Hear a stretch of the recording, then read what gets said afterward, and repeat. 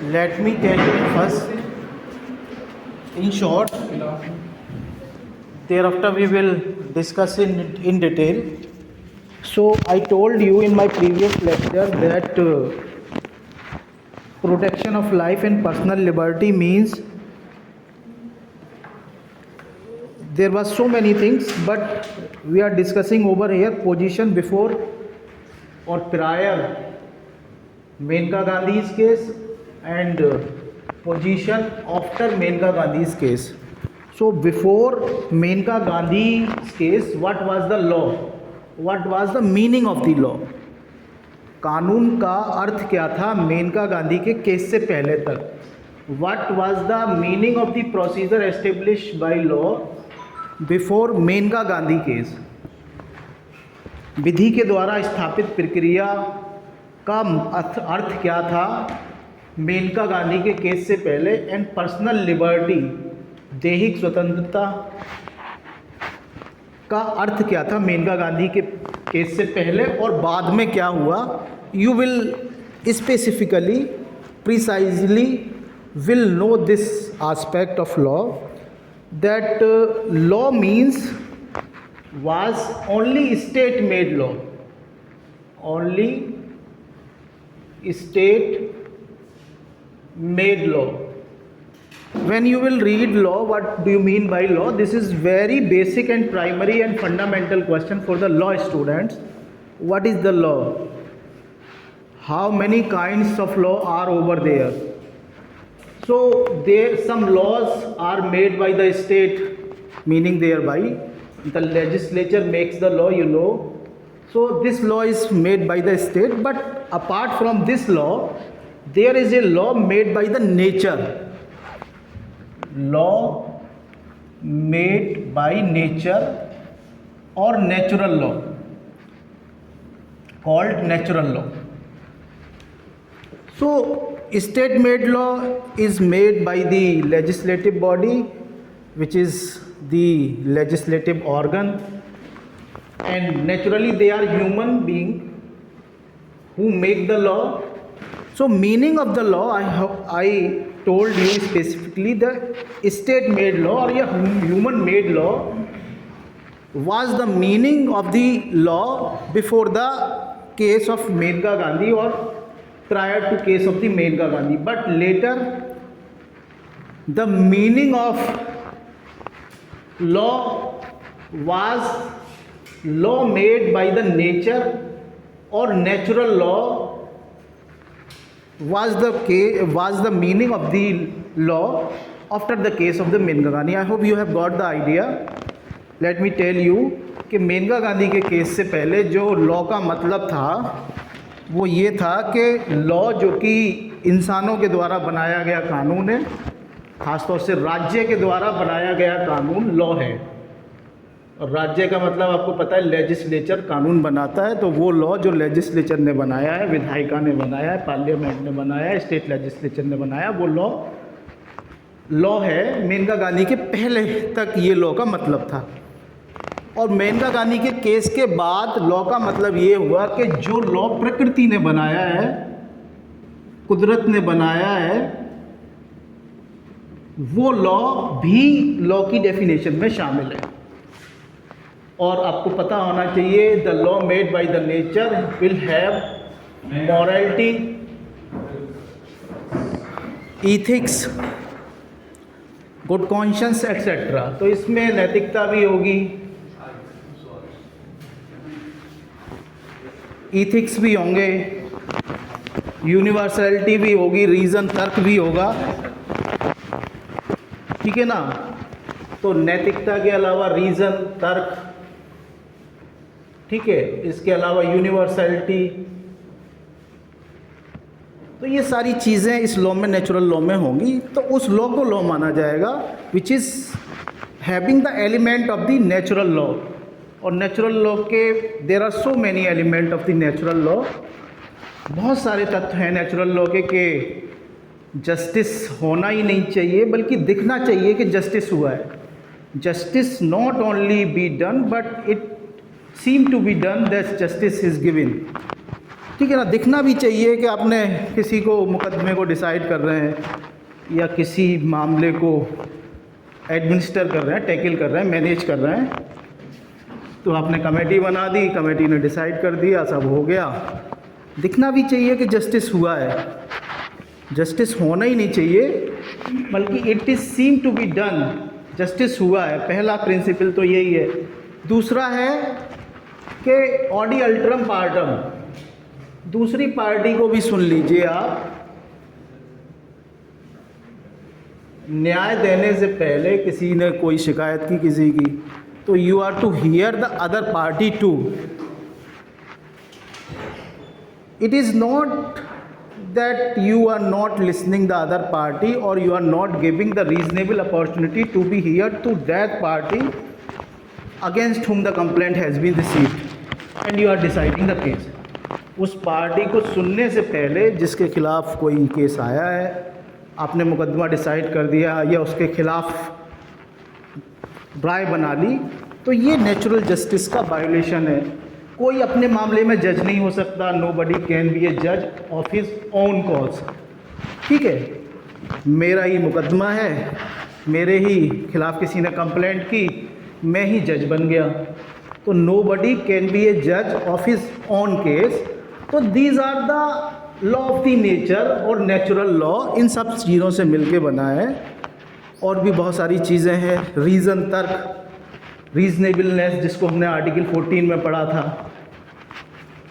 Article 14 में युक्ति युक्तता के कानून, अगर आप दो लोगों के बीच भेदभाव कर रहे हैं तो क्या होना चाहिए? रीजनेबल होना चाहिए, युक्ति युक्त होना चाहिए। क्लासिफिकेशन जो किया जाएगा, दो लोगों के बीच डिस्क्रिमिनेशन किया जाएगा, तो the discrimination must be A reasonable discrimination और डिस्टिंक्शन। तो the meaning of the law was that state made law here, but the meaning of law was widened. जो लॉ का अर्थ था वो विस्तृत कर दिया, बढ़ा दिया, ठीक है ना, वाइड कर दिया, और नेचुरल लॉ के एलिमेंट को भी मेनका गांधी के केस के बाद लॉ की डेफिनेशन में शामिल कर दिया गया। अब देखिए दूसरी चीज़ हम जो डिस्कस करेंगे इसमें thoroughly, procedure establish by law. Prior to the case of the Menka Gandhi or before the case of the Menka Gandhi, what was the meaning of procedure established by law? So this was the procedure as established by legislature. Procedure established by law means procedure made by legislature or established by legislature। जो विधायिका ने कानून बनाया है, parliament, state legislature ने जो कानून बनाया है, ठीक है ना, पार्लियामेंट, स्टेट लेजिस्लेचर ने जो कानून बनाया है वो लॉ माना जाएगा। प्रोसीजर एस्टेब्लिश्ड बाय लॉ, विधि द्वारा स्थापित प्रक्रिया का मतलब क्या होगा? The law made by the parliament, state legislature. अगर हम इन दोनों को मिला के बोले तो एक वर्ड बोल सकते हैं, लेजिस्लेचर ने जो लॉ बनाया है, विधायिका ने जो लॉ बनाया है, वो law procedure establish by law या विधि द्वारा स्थापित प्रक्रिया कहलाया जाएगा। अब देखिए दूसरा, मेनका गांधी के केस के बाद इस शब्द का मतलब क्या हो गया? What was the meaning of this term after the case of the Maneka Gandhi? That procedure established by law must satisfy the requirement of the fairness and justice। इसका मतलब हुआ procedure established by law must require the principle of fairness and reasonableness। ठीक है ना। तो जो procedure establish by law है, कानून के द्वारा बनाई गई, कानून के द्वारा स्थापित प्रक्रिया है, उसमें क्या क्या होना चाहिए? एक तो फेयरनेस होना चाहिए, ठीक है ना, रिजू, ठीक है ना, उचित प्रक्रिया होनी चाहिए, रिजू, उचित, और तार्किक होनी चाहिए, तर्कसंगत। रीजनेबल होनी चाहिए। ठीक है ना, जो कानून बनाया जाए लेजिस्लेचर के द्वारा वो उचित होना चाहिए, रिजू होना चाहिए, फेयर होना चाहिए। ठीक है, और कैसा होना चाहिए, वो तर्कसंगत होना चाहिए, तार्किक होना चाहिए। And you have got enough about the reasonableness in article 14। Article 14 में आपने रीजनेबलनेस को काफ़ी अच्छे तरीके से समझा है। I hope you can link the meaning of reasonableness, you can take the meaning of reasonableness from there. तो आप रीजनेबलनेस का मीनिंग वहाँ से कनेक्ट कर सकते हैं, लिंक कर सकते हैं कि रीजनेबलनेस का मतलब क्या हुआ। तो now you can distinguish that the procedure establish by law, procedure establish by law का मतलब मेनका गांधी के केस में ये था कि प्रोसीजर जो कि लेजिस्लेचर के द्वारा बनाई गई है और प्रोसीजर एस्टेब्लिश बाय लॉ, जो मेनका गांधी के केस के बाद जो मीनिंग था वो ये था कि इसमें फेयरनेस भी होना चाहिए और रीजनेबलनेस भी होना चाहिए, यानी ये प्रक्रिया उचित भी होनी चाहिए, रिजू भी होनी चाहिए और तार्किक भी होनी चाहिए, तर्कसंगत प्रक्रिया होनी चाहिए। तो आप समझ सकते हैं, now you can understand that what difference was there in these terms before Menka Gandhi case and after Menka Gandhi's case. You can specifically understand by this chart. Now third word is over here, which is the personal liberty. And personal liberty means up to the case of the Menka Gandhi, यानी मेनका गांधी के case तक दैहिक स्वतंत्रता जो word है उसका मतलब क्या है, only liberty from the physical body. ठीक है ना, only liberty from physical body. ठीक है ना, केवल वो आज़ादी है जो कि आपकी शारीरिक बॉडी को मिली हुई है, कि आपको कोई जेल में नहीं डालेगा, आपको कोई बंद नहीं करेगा, आपको कोई डिटेन नहीं करेगा। तो पर्सनल लिबर्टी का मतलब केवल इतना ही था कि पुलिस वाले पकड़ नहीं सकते आपको, ठीक है ना, जेल में नहीं डाल सकते बिना किसी जो है रीज़न के। तो लिबर्टी का मतलब आपको पता है, लिबर्टी का मतलब क्या होता है? आपने लिबर्टी का मतलब आर्टिकल 19 में पढ़ा है कि लिबर्टी क्या होती है। तो मैंने वहाँ पे ये बताया था कि लिबर्टी का मतलब सिंपली आप ये बता सकते हैं कि एब्सेंस फ्रॉम कंट्रोल, नियंत्रण से मुक्ति। ठीक है ना, और आर्टिकल 19 के रिलेशन में जो लिबर्टी का मतलब होगा वो ये होगा, absence of the control by the state, राज्य के नियंत्रण से मुक्ति। उसी तरह से आर्टिकल 20 के रेफरेंस में जो फ्रीडम का मतलब होगा या freedom of the physical body का मतलब होगा, उसका मतलब भी यही होगा कि absence of the control by the state. तो देखिए, अब हम जो समझ रहे हैं वो ये समझ रहे हैं कि दैहिक स्वतंत्रता जो वर्ड है, कि आपको शारीरिक स्वतंत्रता है, दैहिक स्वतंत्रता है, दैहिक आज़ादी है। इसका मतलब मेनका गांधी के केस का तक तो ये था कि आपको शारीरिक आज़ादी है, केवल आपको जेल में नहीं डाला जाएगा, इसका मतलब हो गया पर्सनल लिबर्टी। ठीक है ना, जेल में बंद नहीं किया गया, आपको कहीं पे बंद नहीं कर दिया गया है, कमरे में डिटेन नहीं किया गया है, तो इसका मतलब आप दैहिक तौर पे स्वतंत्र हैं, शारीरिक रूप से आज़ाद हैं। लेकिन after the case of the Maneka Gandhi, personal liberty का जो मतलब हुआ वो मतलब हो गया right to live with human dignity, right to live with human dignity.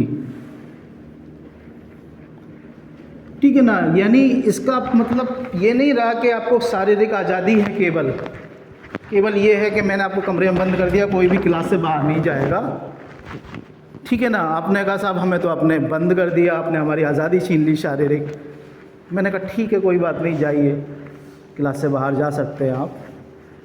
तो आपको मैंने आज़ादी दे दी, पर्सनल लिबर्टी दे दी, लेकिन मैंने कहा कि मेरे खिलाफ़ कोई बात बाहर नहीं कहेंगे आप। ठीक है ना। डिपार्टमेंट में जो हो रहा है उसके खिलाफ़ कुछ नहीं बोलेंगे आप। ठीक है। तो मैंने आपको शारीरिक आज़ादी दे दी, लेकिन मेनका गांधी के केस के अकॉर्डिंग ये शारीरिक आज़ादी नहीं है। उसमें ये कहा right to live with human dignity, जो शारीरिक आज़ादी से भी ज़्यादा है कि आपका पर्सनल लिबर्टी का मतलब है कि ह्यूमन डिग्निटी यानी मानवीय गरिमा के साथ रहने का अधिकार। और इसमें उन्होंने ये भी जोड़ दिया कि article 14, article 19 and article 21 are mutually exclusive, mutually exclusive हैं। यानी इसका मतलब सीधा सा है आर नॉट म्यूचुअली एक्सक्लूसिव। इसका मतलब ये हो गया कि आपको मानवीय गरिमा से रहने का अधिकार तो है ही कि भाई आप जो बोलना चाहते हैं बोल सकते हैं, आपको कोई रोक रहा है कोई, तो इसका मतलब कि आपकी पर्सनल लिबर्टी, शारीरिक स्वतंत्रता को भी रोक दिया। केवल शारीरिक स्वतंत्रता का मतलब इतना नहीं है कि साहब हम जो है फिज़िकल आई हमको जो है बंद नहीं करेगा तो हम आज़ाद हैं। ठीक है ना। ये तो आज़ादी का एक सीमित अर्थ है। ठीक है ना। आज़ादी का जो वाइड अर्थ है वो ये है कि live with the human dignity. ठीक है ना। कुछ गलत हो रहा है आप कह नहीं पा रहे हैं तो पर्सनल लिबर्टी वहाँ पे भी कर्टेल हो रही है। और उन्होंने ये कहा कि आर्टिकल 14 यानी बराबरी का अधिकार, आर्टिकल 19 यानी कुछ फ्रीडम्स का अधिकार, स्वतंत्रता, आज़ादी, और आर्टिकल 21 जीवन का अधिकार, ये आप इनको अलग अलग नहीं कर सकते हैं, क्योंकि बराबरी होगी तभी आप सही तरह का जीवन जी पाएंगे। लिव विद द डिग्निटी यानी मानवीय गरिमा, मानवीय इज्जत के साथ रह सकते हैं जब बराबरी होगी। मान लीजिए कि बराबरी नहीं है, मेरे पास इतना पैसा ही नहीं है कि मैं अपना सर्वाइवल कर पाऊँ, तो क्या मैं उस आदमी से जिसके पास कार है, जिसके पास बहुत सारे साधन हैं, क्या उसके सामने मैं इज्जत से रह पाऊँगा? ठीक है। तो आपका इक्वलिटी होगी, बराबरी होगी, तभी तो आप कुछ कमा पाएंगे। ठीक है ना। उसे तो बहुत बड़ी नौकरी दे दी, आपको मजदूरी करनी पड़ रही है, 10,000 15,000 रुपये महीना कमा रहे हो, क्या आप सम्मान के साथ रह सकते हैं? वो आदमी कॉन्स्टिट्यूशन क्लब में जा रहा है लेक्चर सुनने के लिए, वहाँ पे उसको 4 लोगों से मिलने का मौका मिल रहा है, पार्टिसिपेट करने का मौका मिल रहा है। आप 15,000 रुपये कमा के कॉन्स्टिट्यूशनल क्लब में कैसे जा पाएंगे? दिल्ली में सुप्रीम कोर्ट के जजेस से कैसे मिल पाएंगे? तो क्या इक्वलिटी नहीं है? Economic equality, social equality, political equality. किसी को इस वजह से मौका मिल गया कि उसके पास पॉलिटिकल पावर है, किसी को इस वजह से मौका मिल गया कि उसके पास बहुत सारे पैसे हैं, किसी को इस वजह से मौका मिल गया कि उसके बाप दादा सोशल स्टेटस उनका बहुत हाई था कि साहब ये तो उनका बच्चा है, इसको तो इज़्ज़त मिलनी चाहिए। तो इक्वलिटी होगी तभी आप डिग्निटी से रह पाएंगे, फ्रीडम होगी तभी आप डिग्निटी से रह पाएंगे। फ्रीडम का मतलब कि आर्टिकल 19 में आपको right to speech and expression दिया हुआ है, बोलने का अधिकार दिया हुआ है। आपको राइट टू फॉर्म एसोसिएशन, संघ बनाने का अधिकार दिया हुआ है। आपको इकट्ठे होने का अधिकार, right to assemble without arms दिया हुआ है। राइट टू मूव, घूमने का अधिकार दिया हुआ है। तो ये जो आज़ादी आपको दी हुई है अगर आप घूमना चाह रहे हैं कहीं पे, उसे कहा भाई उधर नहीं जाओगे, आप साइंस डिपार्टमेंट नहीं जाओगे, घूमते मिल गए तो ये कर दिया जाएगा, वो कर दिया जाएगा। अगर वो रीज़नेबल है तो ठीक है, और रीज़नेबलनेस बताया गया है, हर आर्टिकल के साथ साथ बताया गया है कि आपके घूमने फिरने पर किन आधारों पर प्रतिबंध लगाया जा सकता है।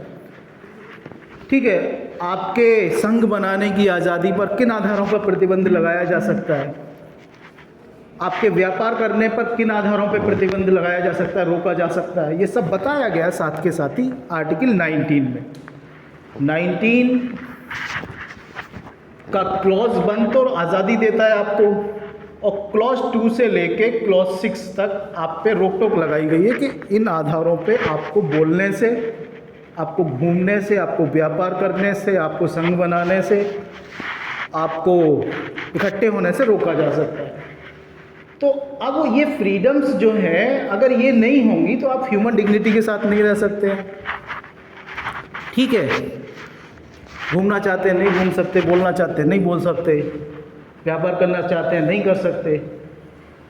और आर्टिकल 21 भी इसी का एक हिस्सा है, इसको अलग करके नहीं देखा जा सकता। It can not be seen in isolation, क्योंकि इसमें जो वर्ड यूज़ हुए हैं, दो लाइफ, पर्सनल लिबर्टी और प्रोसीजर एस्टेब्लिश बाय लॉ, ये 3 जो वर्ड यूज़ हुए हैं इसमें, उसको आप देखिए कि लाइफ का मतलब केवल लाइफ ही नहीं है, बल्कि उसमें बहुत सारी बातें आ जाती हैं।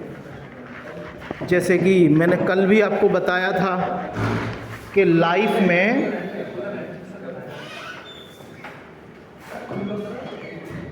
ह्यूमन डिग्निटी के साथ रहने का अधिकार, बंद कर दिया, ह्यूमन डिग्निटी के साथ रहने का अधिकार, जीविकोपार्जन यानी अपनी रोजी रोटी कमाने का अधिकार,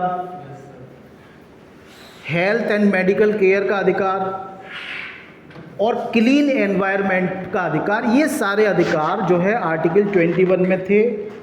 इवन राइट टू प्राइवेसी, ठीक है, राइट टू शेल्टर, शरण पाने का अधिकार, राइट टू एजुकेशन, शिक्षा पाने का अधिकार, राइट टू स्पीडी ट्रायल, आपका मुकदमा तेज़ी से चले, किसी मुकदमे में फंस गए, ये भी अधिकार आर्टिकल 21 में है।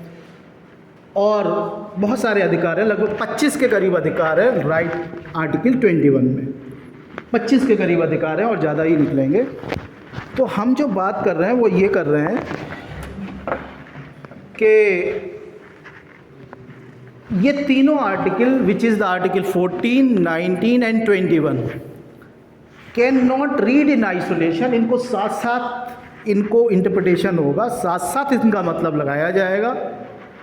तो हम जो बात कर रहे हैं यहाँ पे ये कर रहे हैं कि पर्सनल लिबर्टी या दैहिक स्वतंत्रता का जो मतलब है अब थोड़ा वाइड हो गया मेनका गांधी के केस के बाद।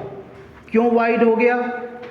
The answer is this, that right to live with human dignity इसमें शामिल हो गया। और दूसरी बात, आर्टिकल 14, जब आप आर्टिकल 21 को पढ़ेंगे जिसमें पहले से ही 25 अधिकार हैं, तब आप आर्टिकल 14 के अधिकारों को भी इसमें इंक्लूड कर लेंगे, आर्टिकल 19 के अधिकार जो हैं उनको भी इंक्लूड कर लेंगे। मुझे लगता है लगभग हम 200 अधिकारों के आसपास पहुंच जाएंगे जो कि इन तीनों आर्टिकल्स में होंगे। ठीक है, लगभग 200 अधिकार इन तीनों आर्टिकल्स में होंगे। आई कैन जस्ट एंटिसिपेट, कम हो सकते हैं, थोड़ा कम हो सकते हैं, ज़्यादा भी हो सकते हैं, लेकिन लगभग 200 के करीब अधिकार इन तीनों आर्टिकल्स में मिला के बन जाएंगे। तो 200 अधिकार तो इन तीनों आर्टिकल्स में हम साथ लेके चलेंगे, तब हम व्याख्या करेंगे आर्टिकल 21 की कि लाइफ का मतलब क्या है, पर्सनल लिबर्टी का मतलब क्या है। अब देखिए डिफरेंस आपने थोड़ा सा बेसिक समझ लिया है। You have got the idea what is the meaning of life, what is the meaning of procedure established by law, what is the meaning of personal liberty up to the case of Menka Gandhi and after the case of the Menka Gandhi। इन तीनों शब्दों का मेनका गांधी के case तक क्या अर्थ था और मेनका गांधी के case के बाद इन तीनों शब्दों का अर्थ क्या हो गया। अब वी विल डिस्कस इस इन थॉरोली और इन डिस्क्रिप्टिव वे। अब हम इसको थोड़ा सा और अच्छी तरह से पढ़ेंगे ताकि एक बेसिक आइडिया के बाद में आपके दिमाग में एक पिक्चर क्लियर हो कि ये कहानी क्या है जो मेनका गांधी के केस तक, इधर आइए, इधर इधर इधर बैठिए, मेनका गांधी के केस तक यानी ए के गोपालन के केस में क्या बात थी, फिर उसके बाद में क्या बात हुई। तो देखिए हम लॉ की बात कर रहे हैं, कानून की, विधि की बात कर रहे हैं कि लॉ का मतलब मेनका गांधी के केस से पहले की बात कर रहे हैं हम, चूँकि इधर की तरफ हम we are talking about the prior to the case of the Maneka Gandhi. तो law held, the law means the state made law, it does not include element of the natural justice. The court held that the rule of the natural justice are vague and cannot be read as laying down the vague standard। हमने यहाँ पे बताया था आपको कि law का मतलब यहाँ पे था स्टेट मेड लॉ, कानून जो कि राज्य ने बनाया है। राज्य का कानून खुद राज्य के इंसान बनाते हैं। आपको पता है कि मंत्री जो पार्लियामेंट में मिनिस्टर्स होते हैं सब लोग बैठते हैं, कानून बनता है, इंसानी कानून बनाते हैं। कोई पार्लियामेंट जो कि एक बॉडी है वो कानून, क्योंकि उसका दिमाग नहीं होता है, उसके हाथ पैर नहीं होते हैं, तो वो तो नहीं बनाती है, वो तो नहीं लिखती है, लेकिन बनाते इंसान ही है। लेकिन it is said that it is made by the parliament. तो लॉ का मतलब जो था वो था कि लॉ मेड बाय पार्लियामेंट और law made by legislature, human made law था मतलब यहाँ पे। और यहाँ पे मतलब ये हो गया कि नेचुरल जस्टिस या नेचुरल लॉ भी इसमें शामिल है मेनका गांधी के केस के बाद। तो इस केस में ये कहा गया था, किस केस में, ए के गोपालन के केस में, 1951 का केस है, ठीक है ना।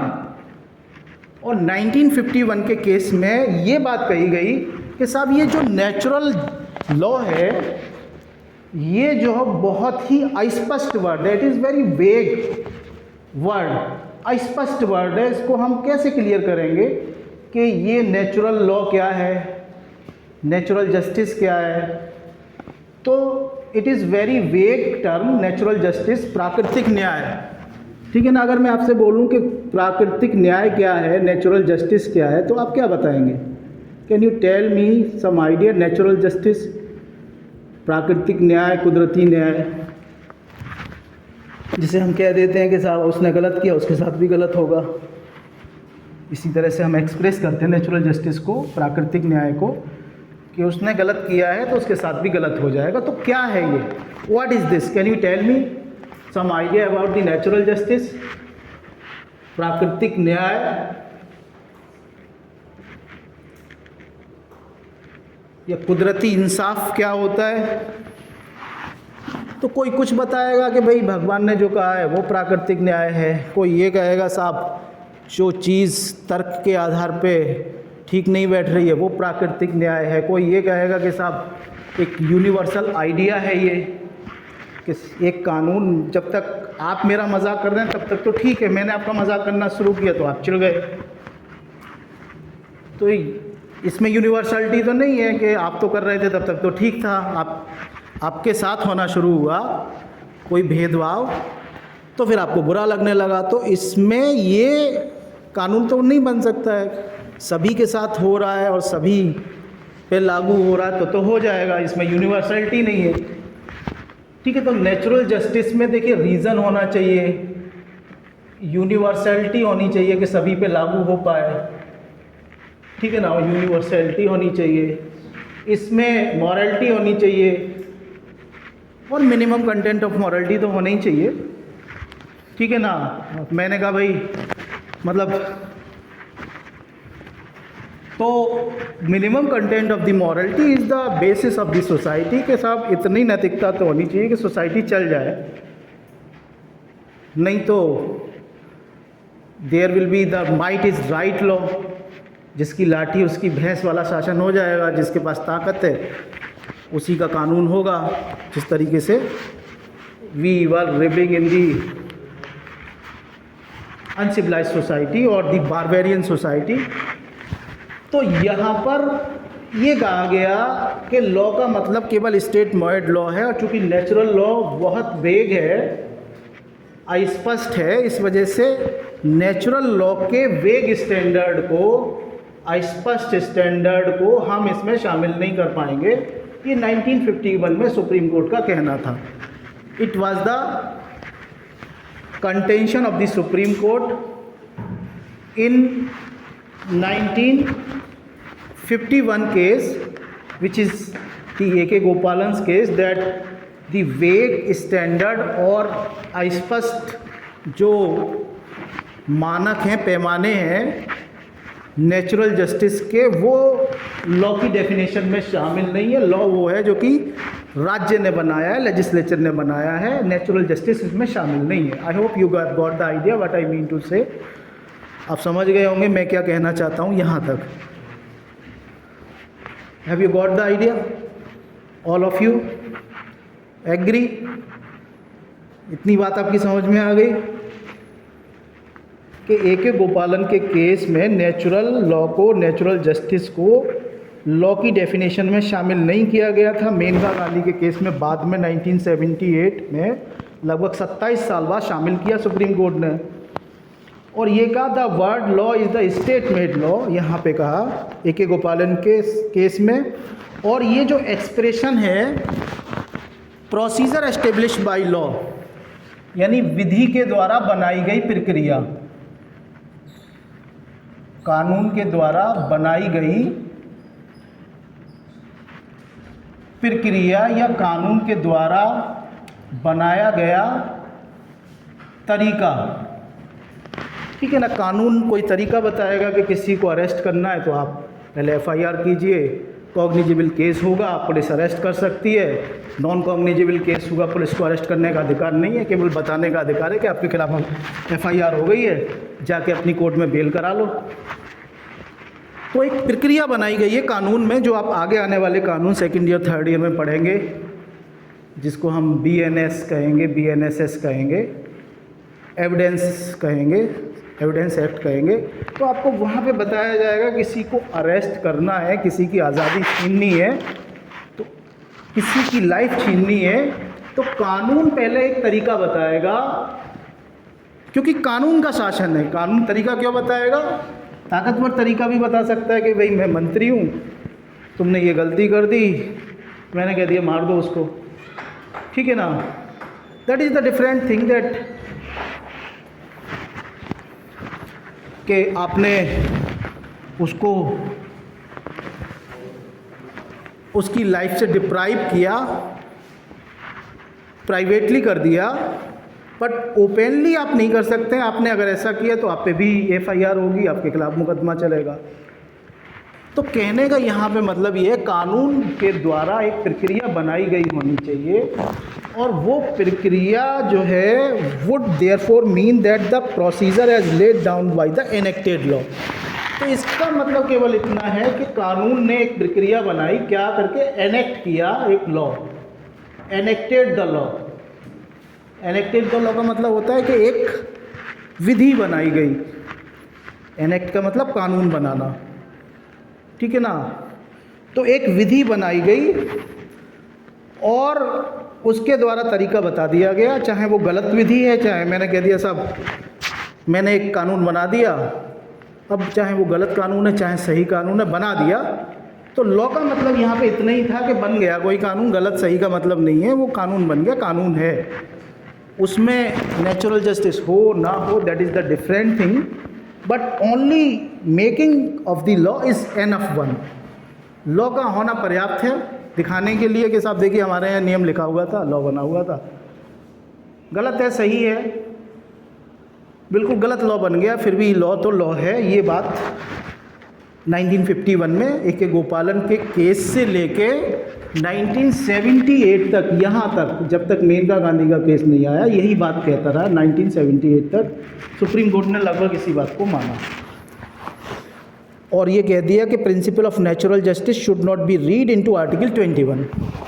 जो नेचुरल जस्टिस के सिद्धांत हैं वो आर्टिकल 21 का हिस्सा नहीं है, इस 1978 से पहले कहा अब I hope that you have got the idea what do you mean by law before Menaka Gandhi case and after Menaka Gandhi case.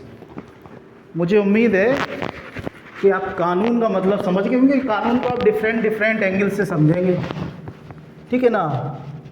कानून बाप का पीछा नहीं छोड़ेगा, because you are the student of law, so naturally law is going behind you and always disturbing you. What am I, वो बार बार पूछेगा मैं क्या हूँ, आपको जवाब देना पड़ेगा कि आप कानून हैं। तो फिर पूछेगा कौन सा कानून, विच लॉ, फिर आप बताएंगे पब्लिक लॉ, प्राइवेट लॉ। फिर आप कहेंगे यार ये तो अब मैं तो समझ रहा था कि मैं पूरी सारी चीज़ें जानता हूँ दुनिया की, ये तो और भी तरह के लॉ होते हैं, नेचुरल लॉ भी होता है, स्टेट मेड लॉ भी होता है, ठीक है ना, और पर्सनल लॉ भी होता है, पब्लिक लॉ भी होता है, ठीक है, प्रोसीजरल लॉ भी होता है, सब्सटेंटिव लॉ भी होता है, इसके अलावा इंटरनेशनल लॉ भी होता है, नेशनल लॉ भी होता है, पॉजिटिव लॉ भी होता है, सिविल लॉ भी होता है, क्रिमिनल लॉ भी होता है। बार बार you will again and again bound to give the answer of this question, what is the law and what is the meaning of the law. So again you have got some more idea about the natural law. In my first lecture I told you about the public law and private law. जो लोग मेरे पहली class में होंगे उन्हें बताया गया था कि लॉ दो तरह के होते हैं, तो बड़े खुश हुए होंगे कि साहब पता चल गया, अब तो सर ने जो है गुरु मंत्र दे दिया कि लॉ दो तरह के होते हैं, अब तो हम सब कुछ सीख गए। तो वहाँ से अब आप नई डायमेंशन पा रहे हैं कि लॉ का एक नया काइंड्स और निकल आया, वो है नेचुरल लॉ। और नेचुरल लॉ का उल्टा जो लॉ होगा वो होगा स्टेट मेड लॉ या लेजिस्लेटिव लॉ या स्टैट्यूटरी लॉ, इसको हम कह सकते हैं। अब देखिए दूसरा वर्ड है प्रोसीजर एस्टेब्लिश बाय लॉ। इसका हम मतलब समझेंगे, हमने लॉ का मतलब समझ लिया है। अब कानून के द्वारा बनाया गया तरीका या कानून के द्वारा बनाई गई प्रक्रिया, इसका मतलब हम समझने की कोशिश करेंगे। Prior to Maneka Gandhi case और after the Maneka Gandhi case, ठीक है ना। मेनका गांधी के केस से पहले तक इसका मतलब क्या था और मेनका गांधी के केस के बाद इसका मतलब क्या है। अब देखिए अमेरिका में 5वां अमेंडमेंट हुआ और इस 5वें अमेंडमेंट में ये बताया गया no person shall be deprived of his life liberty property without the due process of law, ठीक है ना। किसी भी व्यक्ति को अपनी लाइफ, अपनी प्रॉपर्टी, ठीक है ना, से वंचित नहीं किया जाएगा विदाउट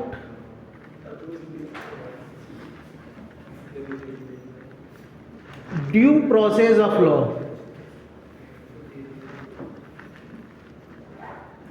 तो this is the term which is important for Indian perspective कि किसी भी व्यक्ति को उसकी लाइफ से, लिबर्टी से और प्रॉपर्टी से बिना कानून की प्रक्रिया का पालन किए हुए वंचित नहीं किया जाएगा। ये अमेरिकन कॉन्स्टिट्यूशन के 5th अमेंडमेंट में ये बात कही गई थी। अब देखिए ये जो वर्ड यूज़ हुआ है ड्यू प्रोसेस ऑफ लॉ, जिसको हम कह सकते हैं कानून की रिजु प्रक्रिया या कानून की उचित प्रक्रिया।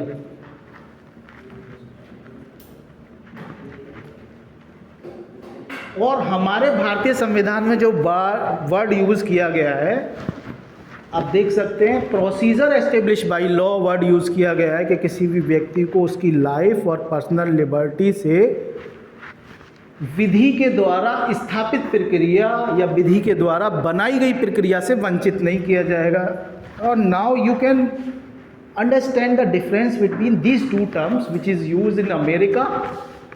ये शब्द कानून की उचित प्रक्रिया और कानून के द्वारा बनाई गई प्रक्रिया, फ़र्क देख सकते हैं। और कुछ लोग इसको समझ भी गए होंगे जिनका थोड़ा भाषा पे पकड़ ज़्यादा होगी, they are somewhat having the enough capability to understand the words, वो समझ भी गए होंगे इसमें कुछ अंतर दिख रहा है साहब, हैं? तो कौन सी ज़्यादा ठीक लग रही है, ये वाली या ये वाली, इंडिया वाली या अमेरिका वाली? बताइए कौन सी ज़्यादा ठीक लग रही है, कौन सी ज़्यादा उचित है, कौन सी ज़्यादा ठीक है?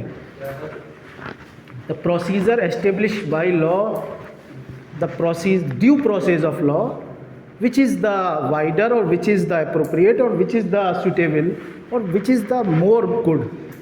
कौन सी चीज़ ज़्यादा ठीक लग रही है आपको, विधि की उचित प्रक्रिया या विधि द्वारा स्थापित प्रक्रिया? हाँ, विच वन? विधि द्वारा स्थापित। Anyone else? आप बताइए, आप बताएं।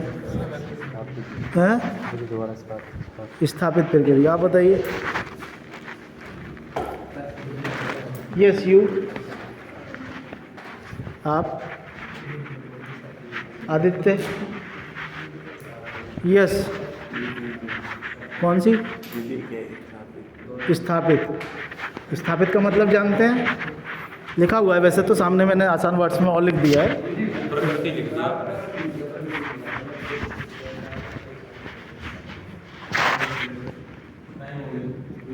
तो बताइए कौन सी ज़्यादा एप्रोप्रिएट है?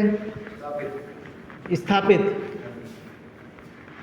और कोई दूसरी बताना चाहता है कि उचित जो है ज़्यादा ठीक है? ड्यू प्रोसेस ऑफ लॉ जिसका मतलब है वो ज़्यादा ठीक है, कोई बताना चाहता है क्या? बताएं। उचित प्रक्रिया का मतलब है कि सही होनी चाहिए जो तरीका बताया जाए, और स्थापित का मतलब है कि जो किसी ने बना दिया वही कानून है, किसी ने कह दिया वही कानून है, वो उचित है या नहीं है इससे फ़र्क नहीं पड़ेगा। It will make no difference that is proper और नॉट। प्रॉपर नहीं भी है तो भी कानून माना जाएगा, प्रॉपर है तो भी कानून माना जाएगा। तो देखिए, प्रोसीजर एस्टेब्लिश बाय लॉ से ज़्यादा जो अमेरिकन कॉन्स्टिट्यूशन में ये जो ड्यू प्रोसेस ऑफ लॉ इस्तेमाल हुआ है वर्ड, विधि की उचित प्रक्रिया, ये ज़्यादा अच्छी है। अच्छी क्यों है? क्योंकि जो तरीका बताया जाए वो उचित होना चाहिए, ड्यू होना चाहिए, ठीक होना चाहिए, सम्यक होना चाहिए। ठीक है ना? आपने बुद्ध का कंसेप्ट पढ़ा होगा, बुद्धा का, सम्यक खाना, सम्यक सोना, सम्यक का मतलब उचित। तो अमेरिकन कॉन्स्टिट्यूशन का ये जो वर्ड है ड्यू प्रोसेस ऑफ लॉ, ये ज़्यादा वाइड है और अप्रोप्रिएट है। तो इसका मतलब ड्यू का जो मतलब है यहाँ पे, ड्यू ये बड़ा है कि इसमें अपने आप में जस्ट, फेयर और रीजनेबल अपने आप में शामिल हो जाता है कि आप उतना ही खाएंगे जितना ज़रूरत है, आप उतना ही सोएंगे जितनी की ज़रूरत है। ड्यू तो अपने आप में बहुत ही अप्रोप्रिएट वर्ड है ये ड्यू। ठीक है ना? तो इंडियन कॉन्स्टिट्यूशन में ये वर्ड यूज़ नहीं हुआ है, वहाँ पे तो procedure establish by law word use हुआ है। इसका मतलब ये है कि कानून बनाने वालों ने जो तरीका बता दिया वो चाहे ठीक है या नहीं है, वो तरीका, वो कानून मान लिया जाएगा। लेकिन अमेरिकन कॉन्स्टिट्यूशन कह रहा है कि नहीं साहब, वो तरीका जो कानून बनाने वाले कह रहे हैं वो भी ठीक होना ज़रूरी है। उन्होंने कुछ भी कह दिया वो लॉ नहीं है। That is not the law which is said by those person who are making the law. The law should be the appropriate law, just law, fair law and reasonable law. Law को ठीक होना चाहिए, उचित होना चाहिए और तार्किक होना चाहिए। तो law must be just, fair and reasonable. तो दो बातें इसमें आ जाती हैं। ये जो अमेरिकन कानून में जो वर्ड यूज़ हुआ है, सब्सटेंसिव